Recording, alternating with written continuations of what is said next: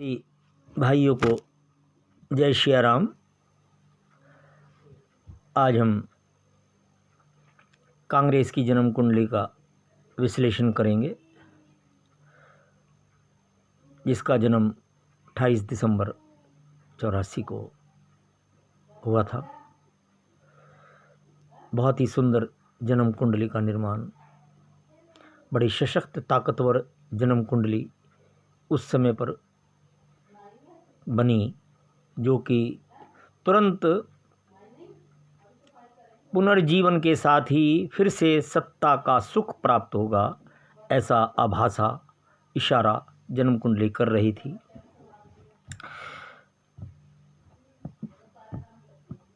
Mean लगन की जन्म कुंडली 12 नंबर की, जिसका स्वामी गुरु है और गुरु लाभ लेने के लिए लाभ भाव में बैठा है, और लाभ का ही स्वामी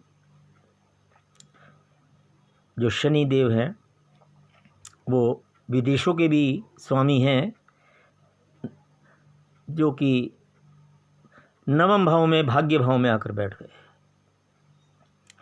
लग्नेश गुरु दशमेश भी है, यानी कि दशम भाव का स्वामी लाभ भाव में, लाभ भाव का स्वामी भाग्य भाव में लग्नेश बनकर बैठा है, जिसमें विदेशी सहयोग बहुत ही ज़बरदस्त बना हुआ है, क्योंकि लाभ भाव का स्वामी और विदेश का स्वामी दोनों ही शनि देव हैं, जो भाग्य भाव का निर्माण कर रहे हैं।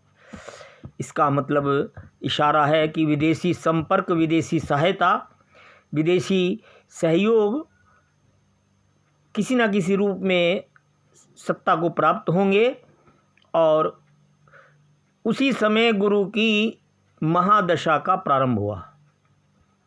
जन्म के साथ ही लग्नेश की महादशा प्रारंभ हुई, और भाग्येश की यानी कि लाभेश की शनि देव की अंतर्दशा, गुरु की महादशा में शनि की अंतर्दशा का जन्म इस बालक का, इस जन्म कुंडली का हुआ, जो कि जन्म से ही सुख की प्राप्ति की तरफ अग्रसर हो गया। दशम भाव में सूर्य बैठे हैं, कैसे नहीं सत्ता प्राप्त होगी। हर हाल में सत्ता का सुख मिलेगा, इसको कोई रोक नहीं सकता। हाँ, पंचम भाव का स्वामी जो है चंद्रमा, वो दशम भाव में बैठा है, जो इस बात का इशारा करता है कि इस जातक की जो माँ होगी वो जन्म के बाद बीमार होना शुरू हो जाएगी, उसके अंदर हराश हो जाएगा, माइनस होना प्रारंभ हो जाएगा, ऐसा संकेत होता है। लेकिन वर्तमान इस जीव का सत्ता का सुख चरम सीमा पर रहेगा। जब तक सत्ता रहेगी, अपने पूर्ण पराक्रम, विदेशी सन धन, मान सम्मान, प्रतिष्ठा सभी कुछ प्राप्त होगा, विदेशों से संपर्क भी होगा। धनेश मंगल जो अष्टम भाव में बैठा है, वो धन का स्वामी धन लाभ को और लगन को देख रहा, लगन के स्वामी को देख रहा है, गुरु को, जो कि मंगल की उच्च राशि है, उस पर नज़र है, अपने भाव पर नज़र है। धन लाभ और धनेश पर धन जोड़ने की प्रक्रिया पर दृष्टि है मंगल की, जहाँ राहु विराजमान है। अब राहु यदि इस द्वितीय भाव में विराजमान होते हैं तो मानव को तामसिक बना देते हैं, मुख से, स्वाद से, वाणी से। सभी षड्यंत्र राहु रचता है, और राहु एक तामसिक प्रवृत्ति का ग्रह है, जो द्वितीय भाव में आकर मुख, शब्द, वाणी, स्वाद सबको तामसिक बना देता है। मैं आपका एक आज छोटा सा परिचय अपना दे दूं। डॉक्टर एस गोला के द्वारा मुझे मेरी झोली में ये ज्ञान दिया गया है। मैंने कोई विधिवत ज्योतिष की पुस्तक नहीं पढ़ी। मेरे शब्दों से, मेरी अज्ञानता से, त्रुटि से कोई भूल हो गई हो तो उसके लिए मैं क्षमा प्रार्थी हूँ। लेकिन मैंने कोई पुस्तक ज्योतिष की नहीं पढ़ी। ये सब मेरे गुरु की कृपावश मैं आपसे ये बयान कर रहा हूँ, बखान कर रहा हूँ।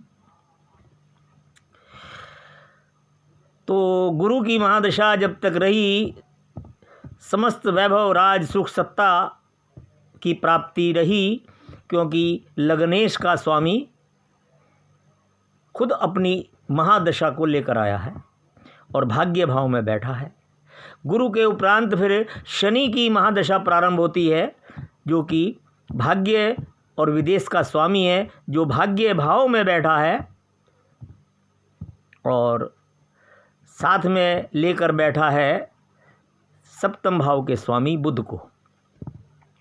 सप्तम भाव का स्वामी, सप्तम भाव जो है वो साझेदारी का, घटक दलों का होता है, जिसके साथ भाग्य जुड़ा हुआ रहेगा। क्योंकि ये भाग्य का स्वामी लग्नेश बुध को लेकर लाभ भाव में बैठे गुरु को देख रहा है और मंगल धन भाव का स्वामी और भाग्य भाव का स्वामी होकर भी दशम एकादश भाव में बैठे हुए लग्नेश को देख रहा है। इससे स्पष्ट संकेत है भाग्य, धन, विदेश और साझेदारी घटक दलों के द्वारा ये सब सत्ता का उपभोग करते रहेंगे। तो शनि की समस्त महादशा के अंदर, गुरु की महादशा के अंदर ये सुख, वैभव सभी कुछ प्राप्त हुआ। अब बात करते हैं शत्रु की। तो सूर्य दशम भाव के अंदर शुभ है, परंतु छठे भाव का स्वामी होने के कारण विपक्ष हमेशा सशक्त, शक्तिशाली बनकर सत्ता पर सामने विरोध में बैठा रहेगा। और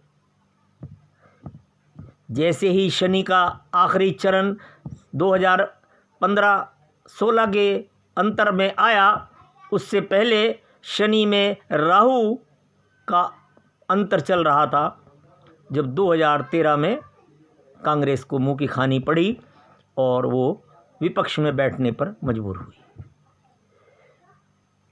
क्योंकि शनि में राहु बड़े बड़े धुरंधरों को भी पानी पिला देता है।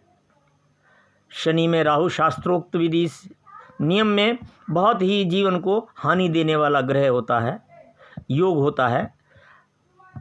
उसके बाद ऐसी पटकनी लगाता है कि इंसान को 50 साल पीछे ले जाता है।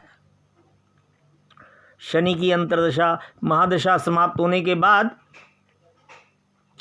बुध की महादशा प्रारंभ होती है सन 15-16 में, जो कि सत्ता के योग्य शक्ति नहीं दे सकती। इसका जीवन काल सुख, वैभव, सत्ता, ऐश्वर्य, शासन सभी कुछ गुरु और शनि के ऊपर चल रहा था।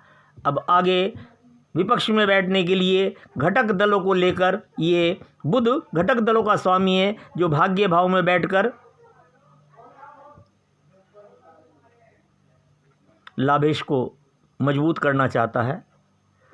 लाभेश में बैठा गुरु लग्नेश को मजबूत करना चाहता है, परंतु भाग्य का भाव का स्वामी स्वयं अष्टम भाव में पड़ा है।